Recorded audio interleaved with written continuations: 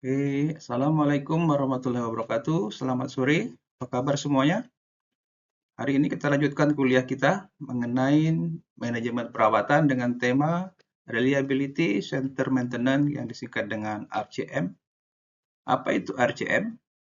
Akan kita bahas pada tahap slide-slide berikutnya. Nah, sebelumnya kita akan refresh pengetahuan kita dengan beberapa soal.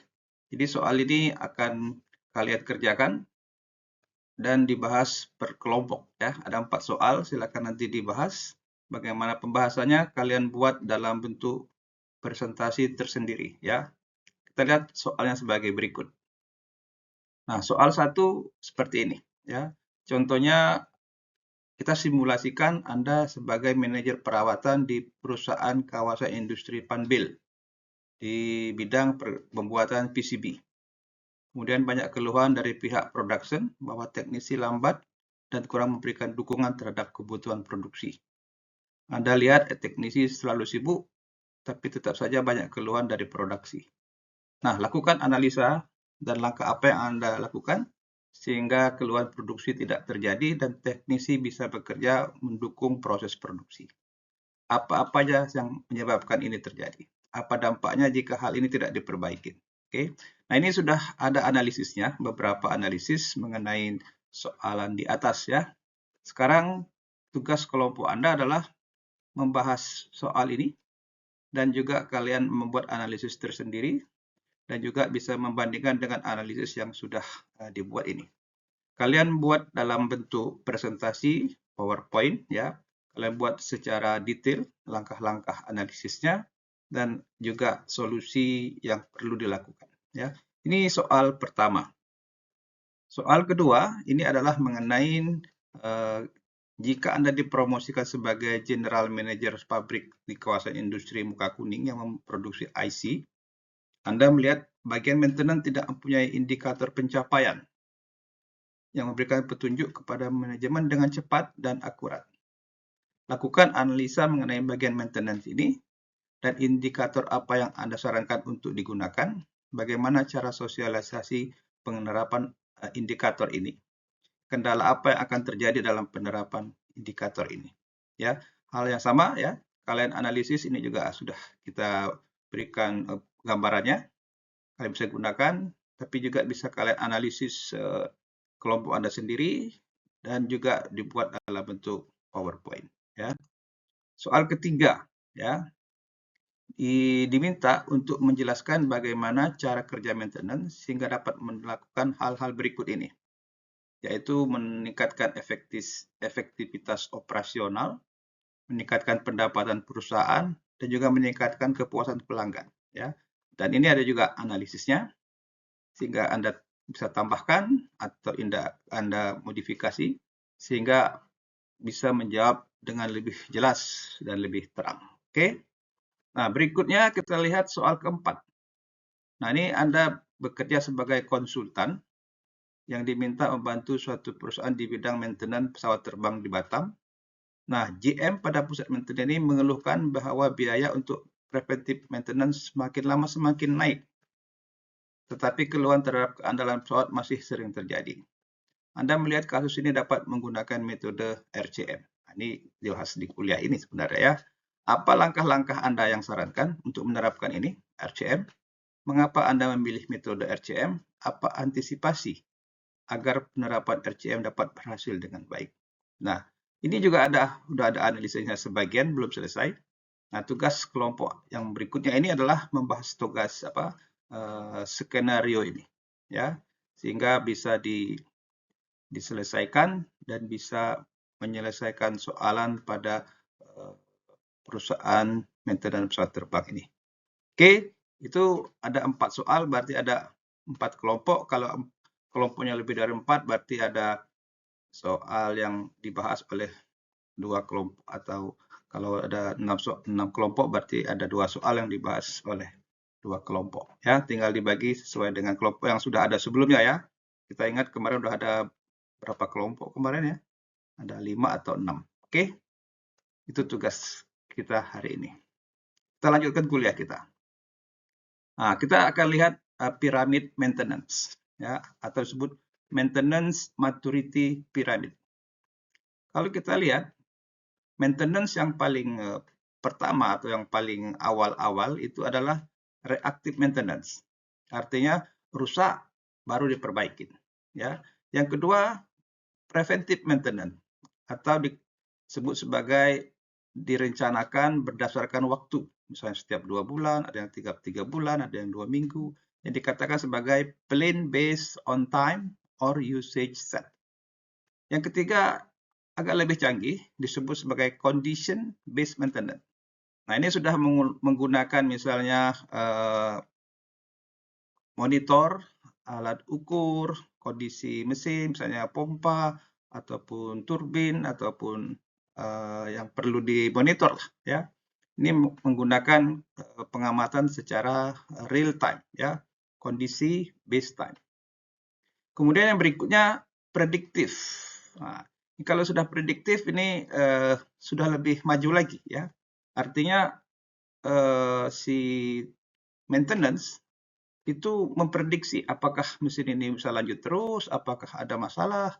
Jadi tidak bergantung lagi kepada jadwal, barangkali mendapat masukan dari condition, kemudian mendapat indikasi dari vendor dan sebagainya. Sehingga ini maintenance yang bersifat lebih maju, ya. Nah, yang berikutnya yang paling tinggi yang kita akan bahas hari ini yaitu mengenai reliability center maintenance, yaitu maintenance yang menjadi pusat keandalan, ya. Jadi ini isinya apa? Ini isunya adalah secara komprehensif mereview sebuah maintenance yang ada. Contohnya, bagian mana yang preventive maintenance-nya kurang? Apakah ada bagian preventif yang lebih, gitu kan? Ada yang kekurangan, ada yang kelebihan.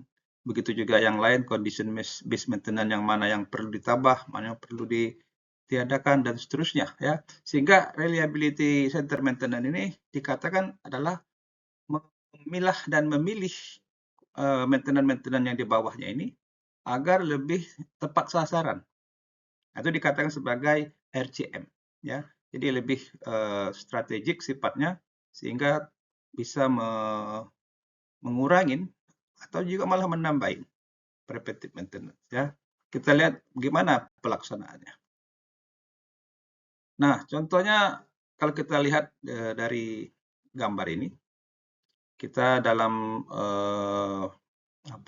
maintenance ada beberapa hal yang perlu dilakukan, ya. Pertama misalnya harus meningkatkan kesiapan, efisiensi maintenance, keberlangsungan, terus-menerus perbaikan continuous, kemudian meningkatkan kompetensi staff, juga mengenai finansial, ya, kemudian systematic risk management secara keseluruhan, kemudian mengoptimalkan aset, kemudian memaksimumkan performance. Nah, ini banyak tugas maintenance ini. Sehingga yang mana yang didulukan? Sehingga dibahas di sini dikatakan bagaimana maintenance itu menjadi lebih andal, bisa diandalkan, dan menjadi pusat yang pengaturan sehingga semua keinginan cita-cita manajemen itu bisa tercapai, ya, dan selaras dengan tujuan dari perusahaan. Apa itu RCM? Ini adalah definisinya, ya. Pendekatan sistematis menentukan strategi yang paling efektif berdasarkan keandalan suatu sistem atau peralatan. Tujuannya menjaga fungsi sistem dengan cara paling efisien. Nah, ini kita bicara efisien, ya. Berarti tidak menghambur-hamburkan sumber daya dan aman. Contohnya kita akan memelihara pesawat terbang. Bagaimana memelihara pesawat terbang itu secara efisien dan bisa terbang dan mendarat dengan selamat misalnya. Ini kan dikatakan aman. Serta meminimalkan biaya total perawatan dan downtime ataupun kerusakan. Jadi intinya adalah dia ingin mengoptimalkan semua maintenance yang ada. Dari segi apa tadi awalnya reactive maintenance, preventive maintenance, predictive maintenance, monitoring maintenance, itu dioptimalkan, ya. Ada yang dikurangi, ada yang ditambahin sehingga menjadi efisien dan aman, ya. Seperti itu. Nah, kalau dilihat ini ya, jalur berpikirnya, ya, ini menurut standar SI JA 1011, ya. Jadi kita memilih aset ataupun objek yang akan kita evaluasi. Kita evaluasi berdasarkan standar SAE JA 1011. Kemudian kita pilih mana yang tipe maintenance yang dilakukan. Apakah reaktif, preventif, kemudian condition, kemudian prediktif. Ya. Nah, keempat bagian yang di bawah piramid tadi itu kita optimalkan. Ada yang ditambahin, ada yang dikurangkan, ya. Diulangin untuk semua aset. Ya. Misalnya contoh, asetnya adalah pesawat terbang. Kita evaluasi. Apa hal yang perlu menjadi perhatian untuk pesawat terbang? Ini berdasarkan ini tingkat kritikal dan sebagainya. Kita pilih, kemudian kita select metode maintenance-nya. Diulangi lagi ya untuk semua aset-aset yang ada. Oke. Nah, apa itu SAE JA 1011 ya? Ini merupakan standar yang dikeluarkan oleh Society of Automotive Engineer yang menentukan kriteria minimum agar suatu proses disebut sebagai RCM. Ini bertujuan memastikan RCM diterapkan dengan prinsip yang asli yang dikembangkan oleh Stanley Nowlan and Howard Heath. Ya. Ini pencetus metode ini. Ya.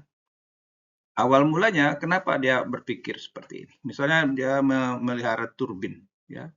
Nah, kalau secara tradisional, mesin ini rusak, baru diperbaikin. Atau yang lebih lanjut, preventif. Nah, di turbin ini apa yang perlu dipreventif? Apa yang kritis? Tidak semua menjadi bagian yang istilahnya harus di maintenance secara berkala, ya. Ada yang barangkali cuma setengah tahun sekali, ada yang setahun sekali, ya. Jadi prinsipnya adalah kita menilai satu mesin ini, kemudian kira-kira bagian mana yang perlu kita perhatikan sehingga mesin ini bisa kita monitor, kita bisa maintenance, dan bisa tetap beroperasi secara aman. Itu maksudnya ya. Nah, langkah-langkahnya tadi sudah kita lihat ininya ya, diagram berpikirnya. Secara lebih detail kita buat seperti ini. Ya. Kita pertama identifikasi fungsi dan kinerja yang diharapkan. Contohnya tadi pesawat terbang. Apa kira-kira performa yang diharapkan? Terbang dan mendarat dengan selamat, ya kan? Misalnya seperti itu. Kemudian seperti yang kita bahas sebelumnya, kita bisa melanjutkan dengan mode kegagalan. Apa yang menyebabkan pesawat bisa gagal? Bagaimana cara alat bisa gagal? Ya, semua mode kegagalan harus kita list. Ya. Nah, kemudian kelanjutannya adalah apa akibat kegagalan tadi? Apakah berpengaruh pada keselamatan atau produksi? Apakah berpengaruh terhadap keuntungan? Apakah berpengaruh terhadap konsumen dan sebagainya? Ya, ini 3 langkah. Langkah berikutnya adalah kita lihat yang mana yang kritis. Ya, kalau di pesawat terbang yang kritis ya jangan sampai pesawat bisa terbang tak bisa turun, ya kan? Atau kerusakan mesin sehingga pesawat tidak bisa beroperasi dan membahayakan penumpang. Ya. Jadi dampaknya seberapa serius? Ya, apakah bisa ditolerans? Nah, ini dikatakan sebagai critical analysis. Misalnya seberapa banyak tadi kita lihat, maka masing-masing itu dinilai seberapa kritis. Ya. Setelah itu kita dapatkan, ya, setelah dapat ini tadi 1, 2, 3 sampai 4, kita bisa pilih metode-metode pemeliharaan yang sesuai. Ini 1, 2, 3, 4 ya. Jadi 4 metode ya yang dipilih, yaitu secara terjadwal, tersebut juga preventif, ada juga condition based maintenance, atau juga kalau rusak baru diperbaikin, atau redesign jika gagal bisa dicegah dengan maintenance. Ya. Nah, ini metode yang keempat ini itu bukan dipilih salah satu, tapi bisa keempat-empatnya atau bisa tidak semuanya. Ya. Jadi tergantung dari hasil analisisnya tadi. Oke. Nah, keuntungan RCM adalah karena tadi sudah dioptimalkan, maka diharapkan meningkatkan keandalan atau reliable, bisa diandalkan, dan ketersediaan alat. Ya. Dan juga menurunkan biaya maintenance dalam jangka panjang. Ya, dalam jangka panjang artinya secara keseluruhan, secara strategis dia bisa mengurangi biaya. Juga mengurangi risiko kegagalan. Bisa jadi kita fokus kepada kemampuan pesawat untuk bisa terbang dan bisa mendarat, jadi fokusnya ke situ. Ya. Contohnya, apakah perlu memperbaiki kursi sama pentingnya dengan memperbaiki mesin? Nah, itu contoh di pesawat. Jadi ada jenjang-jenjang tingkat kritisnya. Ya. Kemudian fokus pada fungsi penting. Ya. Misalnya tadi pesawat terbang, fokus kepada engine, fokus kepada roda pendaratan, fokus kepada daya angkat pesawat. Apakah yang lain tidak penting? Penting. Contohnya toilet pesawat terbang itu penting. Kursi pesawat terbang itu penting. Tapi apakah itu kritikal? Nah, ini yang dikatakan tingkat kritikalnya. Yang mana ya? Gitu ya. Oke, itu adalah keuntungan RCM. Contoh aplikasi kita lihat pada pompa ya. Pompa ini cocok untuk kita jadikan contoh. Kenapa? Karena pompa itu dalam satu perusahaan atau satu fasilitas itu berperan seperti jantung. Ya, pompa itu harus beroperasi terus-menerus 24 jam non-stop. Ya, jadi pompa ini merupakan jantung biasanya, ya sama kayak manusia. Kalau jantungnya berhenti, manusia tidak selamat. Jadi kenapa pompa itu penting? Jadi fungsi pompa adalah memompa fluida, bisa air, bisa minyak, bisa bahan bakar dan sebagainya secara terus-menerus. Kalau dia berhenti, berarti akan membahayakan performance suatu perusahaan. Ya, mode kegagalannya bisa motornya terlalu panas atau seal-nya bocor sehingga berjalan tidak sempurna, atau baling-balingnya sudah aus, ya, atau lain-lain. Dampaknya gangguan produksi. Ya, misalnya pendingin pembangkit listrik, tenaga nuklir itu kan kalau pompanya rusak sehingga pembangkitnya juga tidak bisa didinginkan. Contohnya seperti itu ya. Strategisnya kita bisa menggunakan contohnya inspeksi atau monitor suhu motor secara berkala atau bisa secara real time. Oke. Kemudian strateginya ganti seal pompa, itu ada seal pompanya supaya dia berjalan secara mulus setiap 6 bulan. Ini preventif. Kemudian pasang sensor getaran dan tekanan, ini prediktif. Ya. Nah, ini strategi, berarti ada 3 strategi. Ada condition based, time based, ada prediktif. Oke. Nah, ini adalah beberapa video yang bisa kalian nanti tonton ya.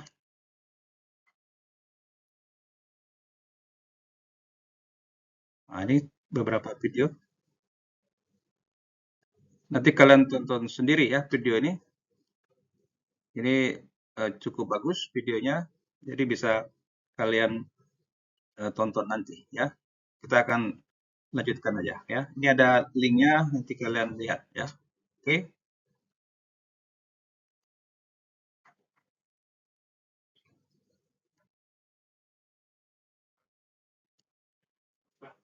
Jadi ada 4 prinsip atau fitur utama yang menjadikan ciri proses RCM ya.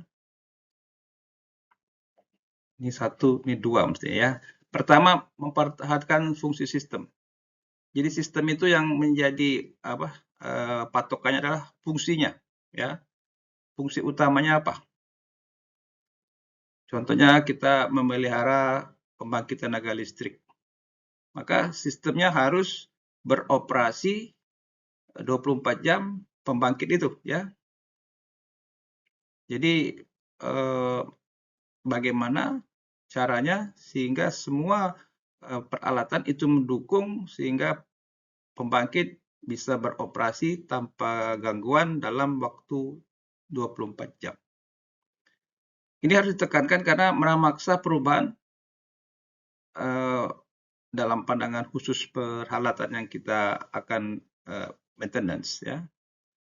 Jadi yang kita perlukan adalah mengidentifikasi output atau keluaran sistem diinginkan, sehingga memastikan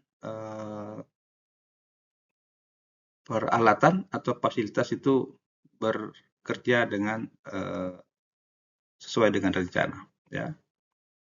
Jadi tugas pokok dari fasilitas itu apa? Kalau kapal terbang atau pesawat terbang, tugas pokoknya terbang dengan selamat, mendarat dengan selamat. Kalau pembangkit listrik, dia harus berjalan 24 jam tanpa kendala sehingga listriknya terus-menerus dan stabil.